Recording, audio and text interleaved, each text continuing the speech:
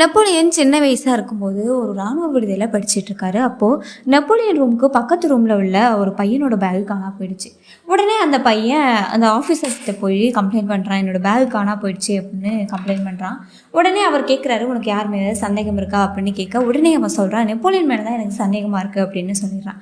உடனே அந்த ஆஃபீஸர் நெப்போலியனை கூப்பிட்டு வந்து, இனி திருடுவியா அப்படின்னு சொல்லிட்டு அடிக்க ஆரம்பிச்சிடுறாரு. திருடனானா இல்லையா அப்படின்னு விசாரிக்காம அடிக்க ஆரம்பிச்சிடுறாரு. அதுக்கு நெப்போலியன் எதுவுமே சொல்லலை, அடியெல்லாம் வாங்கிட்டு அப்படியே போயிட்டாரு. இப்படியே நாட்கள் போகுது. அதுக்கப்புறம் சில நாட்களில் நெப்போலியன் திருடலை அப்படிங்கிறது அந்த மாணவனுக்கு தெரிய வருது. உடனே அவன் வந்து அந்த ஆஃபீஸர்கிட்ட போய் சொல்கிறான், இவன் வந்து திருடலை அப்படின்னு சொல்கிறான்.